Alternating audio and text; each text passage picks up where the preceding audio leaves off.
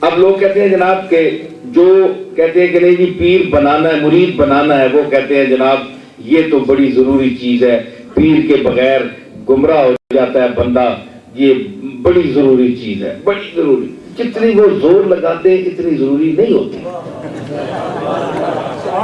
یہ جال میں پھنسانے والے ہوتے ہیں، جال میں پھنسانے والے ہوتے ہیں۔ ہاں تو جو کہتے ہیں نا، میں بتا جو پیر میر علی شاہ صاحب جیسے بندے ہوتے ہیں نا پیر، تو ان کے پاس آدمی جاتا ہے کہ حضور میں مرید بننا چاہتا ہوں، فرمایا مجھ سے بہتر اور نیک آدمی کوئی تلاش کر۔ میں نے اپنے دادا سے، حضرت بابو جی جن کا عرس ہے، میں نے خود ان سے سنا، میں اپنی بات بتاتا ہوں، میں جب اپنے دادا سے، میں ذہنی طور پر منطقی ذہن کا آدمی ہوں، میری ابھی ذکر ہو رہا تھا، اپنے قاری صاحب بیٹھے ہوئے ہیں مولانا عطا محمد صاحب بندیالوی رحمۃ اللہ علیہ کے حوالے سے، تو ان کے ساتھ میں بچپن ہی سے، حالانکہ میں اب بھی کم علم ہوں تو اس وقت بھی، لیکن میں بحث مباحثہ میں بڑا تیز تھا، تو استاد العلماء سے بحث میں ٹکر لے لیتا تھا، چاہے مجھے بعد میں وہ سمجھاتے ہی تھے، لیکن ایک دفعہ تو میں ان کو لے ڈوبتا تھا، ہے جی۔ تو پسینہ استاد العلماء کو بھی آیا ہوا ہے، مجھے بھی، میں نے بس کٹ اتار دی، انہوں نے بھی اتار دی، انہوں نے کہا بھائی صرف میں یعنی کوئی صاحبزادہ پیر، میں نے کہا آپ نے مجھے صرف صاحبزادہ سمجھا ہے، ایسی بات نہیں، آئیے میدان میں آئیے۔ تو مول صاحب کہتے تھے تم نے مجھے صرف عقیدت مند سمجھا ہے، آؤ میدان میں، ہے جی، کہ میں پیر کا بیٹا دیکھ کر چپ کروں گا، آؤ تم کتنے پانی میں، آؤ نکلو باہر۔ تو ایسے لوگ تھے وہ، تو ہم یعنی بڑی اچھی گفتگو ہوتی تھی، آخر ہم ان سے بس بہت اس بہانے بہت کچھ ان سے سیکھتے تھے، ہم انہیں ذرا غصے میں لا کر جوش مستی دیکھتے، جوش تمنا دیکھتے، جوش مستی دیکھتے، جوش تمنا دیکھتے، سامنے لا کر تجھے اپنا تماشا دیکھتے۔ تو ہمارا مقصد یہ ہوتا تھا کہ مولانا عطا محمد صاحب بندیالوی کو ہم علمی اس جوش پر، نقطہ عروج پر لا کر اپنے ذوق کا تماشا دیکھیں کہ ہم کہاں جاتے ہیں۔ تو ان سے معاذ اللہ کو مقابلہ مقصد نہیں ہوتا تھا، یہ تو بڑی بے ادبی ہے بزرگوں کے ساتھ ایسی بات کرنا، اور پھر ماشاءاللہ وہ تو نابغہ روزگار شخصیت تھی۔ تو اس طرح کی وہ بات، تو میں نے، میرے استاد ان کے استاد بھائی تھے، مولانا یار محمد صاحب کے دونوں شاگرد تھے، مولانا فتح محمد صاحب میرے استاد، یہاں سمدانی بیٹھا ہوگا، آیا کہ نہیں؟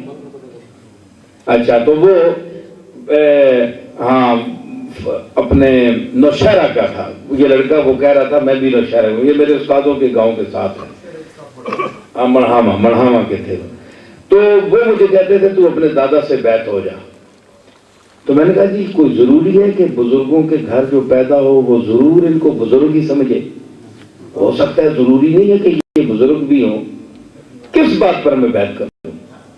اب دیکھیں نا، جو میرا ذہن اس وقت تھا جب میری عمر 14 سال تھی، اس وقت میں ایسا اعتراض کرتا تھا، تو اگر آج میں بات کرتا ہوں تو بعض لوگوں کو تکلیف کیوں ہوتی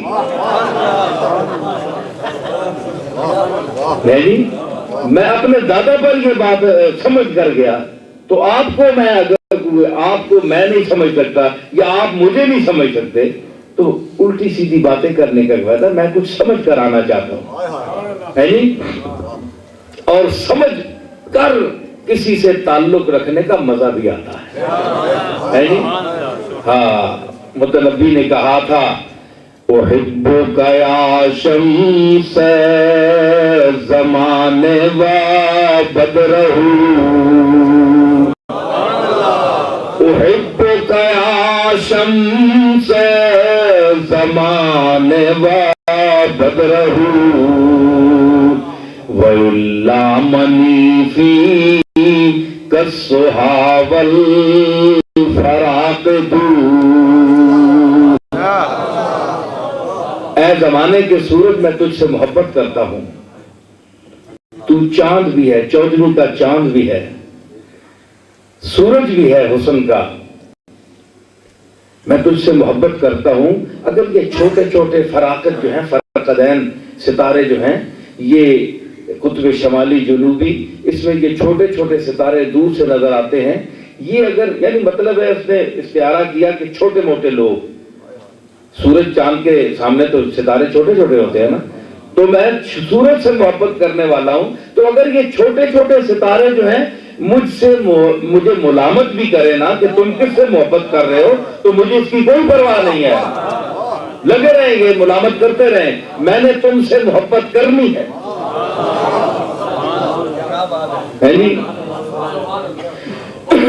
وَذَاكَ لِأَنَّ الْفَضْلَ عِندَكَ بَاهِرٌ،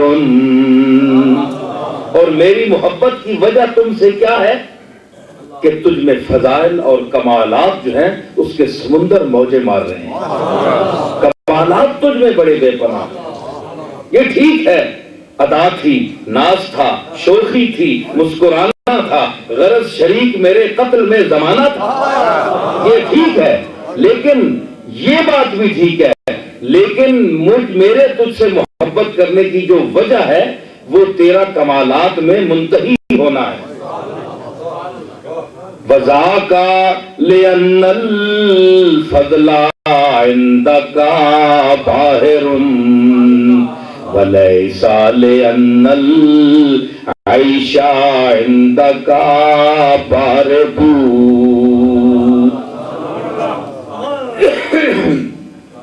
تیرے کمالات دیکھ کر میں تجھ پر عاشق ہوں، تیرا شہدا ہوں، اس لیے تجھ سے محبت نہیں کرتا کہ تیرے ساتھ لگا رہنے سے زندگی اچھی گزرتی ہے، کپڑے اچھے ملتے ہیں، روٹی اچھی مل جاتی ہے، مسجد اچھی مل جاتی ہے، امامت مل جاتی ہے، مدرسہ مل جاتا ہے، مریدین کا توسل مل جاتا ہے، ہیلپ مل جاتی ہے، تعارف مل جاتا ہے، اس لیے تیرے ساتھ میں منسلک نہیں ہوں، بلکہ تیری جو وجاہت ہے، تیری جو شخصیت ہے، اس نے مجھے متاثر کر رکھا ہے. اب ایک دیکھیے، متنبی نے ایک شعر قیامت کا کہا اور اس نے نچوڑ پیش کیا. وَإِنَّا قَلِيلَ الْحُبِّ بِالْعَقْلِ صَالِحٌ. عقل کے ساتھ آدمی کو سمجھ کر آدمی سے تھوڑی محبت کرنا بہتر ہے. وَإِنَّا قَلِيلَ الْحُبِّ بِالْعَقْلِ صَالِحٌ وَإِنَّا كَثِيرَ الْحُبِّ بِالْجَهْلِ فَاسِدٌ. تھوڑی محبت سمجھ کر کسی کی شخصیت سے متاثر ہو کر اس سے محبت کرنا، تھوڑی محبت کرنا، تھوڑی صحیح، تو یہ بہتر ہے اس محبت سے کہ تمہیں کسی کی شخصیت کا پتہ ہی نہ ہو، یا اس میں شخصیت میں کچھ ہو ہی نہیں، مطلع صاف ہو ہے جی، اور تم ویسے ہی جپے مار رہے ہو ہے جی، آنکھیں بند کر کے ہندوؤں کی طرح جس طرح بتوں پر وہ گرتے پڑتے ہیں، اندھی عقیدت، آنکھیں بند کر کے جی سب نور ہے، یہ ہے وہ ہے، سبحان اللہ جی ہم نے تو دیکھنا ہے، یہ نہیں. وہ زیادہ محبت جو جہالت کی وجہ سے ہو اس کا کوئی فائدہ نہیں ہے. تھوڑی محبت کرو کسی کے ساتھ، عقل مندی کے ساتھ تھوڑی محبت کرو، یہ بہتر ہے. تو یہ میرا موقف تھا. تو میں نے جب وہ بات کی تو مولوی صاحب نے ہمیں، استاد صاحب نے کہا کہ تم تو بڑے وہابی قسم کے ذہن رکھتے ہو. میں نے کہا جناب وہابی نہیں، میں ذرا دیکھنا چاہتا ہوں، وہاب کی کوئی جلوہ بھی تو دیکھنا چاہتا ہوں. تو میں نے جناب ایک بات رکھ لی. اب گھر کے آدمی، ویسے تو انسان گھر میں سب کو اپنے بزرگوں کو بزرگ ہی سمجھتا ہے، بزرگ ہو، دادا بابا ہوں، نانی ہوں، دادی ہوں، تو ان کو بزرگوں کے کھاتوں میں رکھتا ہے. تو ایک ہوتی ہے عمر کی بزرگی، ایک ہوتی ہے روحانیت کی بزرگی. روحانیت کی بزرگی کے لیے جسم کی عمر کی ضرورت نہیں ہے. جسم کی عمر اور ہے, ذہن کی عمر اور ہے. بعض بوڑھے آپ دیکھیں گے جو 80 سال کے بھی جو ہے وہ ان کی عمر 7 سال کے بچے کی ہوتی ہے. بعض بوڑھے ایسے آپ کو ملیں گے جی, تے ماشاءاللہ بندہ بڑا متاثر ہونا ہے مل کے. 80-90 سال کی عمر ویسے بھی ہونا ہے, لیکن 70 اور 80 سال کی عمر میں بھی 10 سال کا بچہ بول رہا ہے نہیں جی. اور بعض ایسے 10 سال کے بچے ہیں کہ جن کی عمر 150 سال کے بوڑھے کے ذہن کی ہے. تو اس کی بڑی بڑی مثالیں, وقت نہیں ہے میں, ورنہ میں آپ کو واقعات سناتا, مثالیں دیتا, آپ حیران ہوتے. تو یہ عمر اور ہے, وہ عمر اور ہے, جسم کی عمر اور ہے, دماغ کی عمر اور ہے, ٹھیک ہے نا. تو وہ میں اصل میں وہ تجربہ چاہتا تھا, تو وہ بات میں نے ایک رکھ لی ذہن میں. حالانکہ یہ کوئی معیار نہیں ہے کہ آپ کسی کے متعلق یہ کہیں جناب کہ یہ میری بات کو, دل کی بات کو پہچان لیں گے تو میں ان کو بزرگ مانوں گا, تو یہ معیار نہیں ہے. تو اور بہت سی چیزیں ہیں متاثر ہونے کے لیے, مگر بچہ تھا, تھوڑی بات تھی ذہن میں. تو میں نے جاتے ہوئے موٹر میں جاتے ہوئے کہ میں نے کہا بیعت میں دادا صاحب کی اس وقت کروں گا, اب میں خواہ ان کو بزرگ مان لوں. تو یہ بات تو نہیں ہے, ضروری تو نہیں جو بزرگوں کے گھر میں پیدا ہو ان کو ہم بزرگ ہی مانیں. بہرحال یہ ذہن میں میں نے رکھ لی. اب میں جا رہا ہوں تو میں سب سے پیچھے سیٹ پہ بیٹھا تھا. تو میں نے کہا کہ اب میں جو سوچ رہا ہوں اگر دادا صاحب مجھے یہاں کوئی جواب دیں, بات کریں, تو میں واقعی سمجھواؤں کہ اللہ نے ان کے دل میں کوئی چمک ڈالی ہوئی.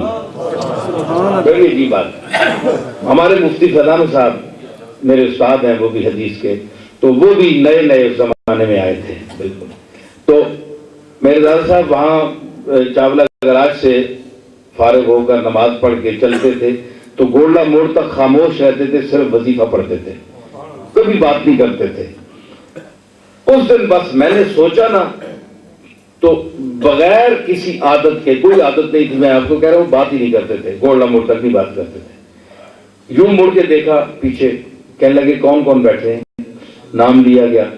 کہنے لگے مفتی فضان صاحب, میرے جو استاد تھے, ان سے مخاطب ہو کے فرمانے لگے مفتی صاحب کوئی بات نہیں چلی, دیکھیں نا ابتدان بات کہہ دینا, یوں کوئی بات چلے ہی نہیں. فرمانے لگے کہ میرے متعلق بہت سے لوگ عجیب عجیب سوچتے ہیں کہ میں پتہ نہیں کیا ہوں, میں کیا ہوں یا نہیں ہوں.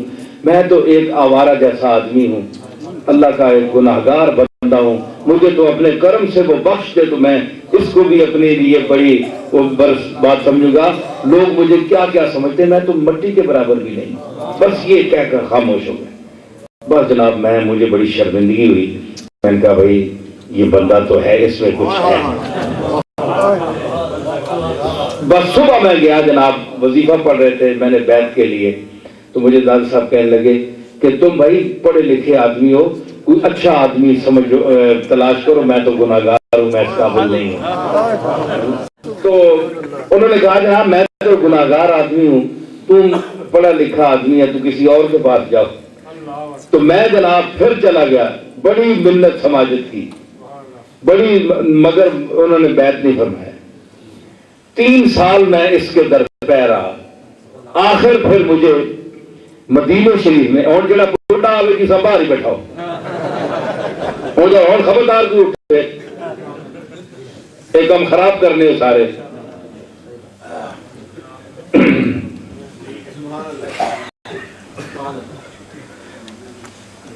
بس کافی اتنا ہی. اچھا تو میں کر رہا ہوں, انہوں نے آخیا کہ میں پھر جناب 3 سال بڑی کوشش کی مرید بننے کے لیے, مجھے بیعت فرما رہے, کہنے نہیں میں اس قابل نہیں, تم کو اچھا آدمی دیکھو. کیونکہ میں شک پڑ گیا تھا نا, میں نے شک کیا تھا. اب وہ مجھے 3 سال صدا دی مجھے. پھر مدینہ شریف حاضر ہوئے حضور کے مواجہ شریف کے سامنے, وہاں میں پیش ہو گیا. میں نے کہا اب حضور سامنے. دادا صاحب کو میں نے پکڑ لیا, اب حضور سے اب انکار نہیں. کہنے لگے اب تو مجھے حضور کے سامنے پکڑ رہا ہے۔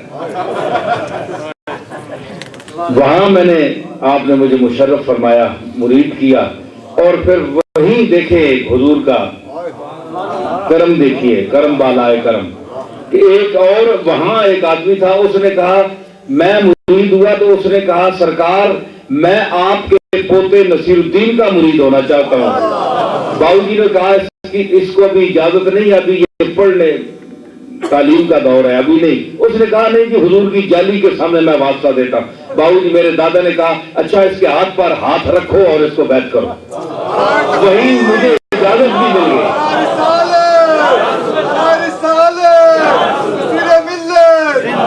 وہاں میں مرید بھی ہوا اور حضور کی جالی کے سامنے مجھے بیعت کی اجازت بھی ملی۔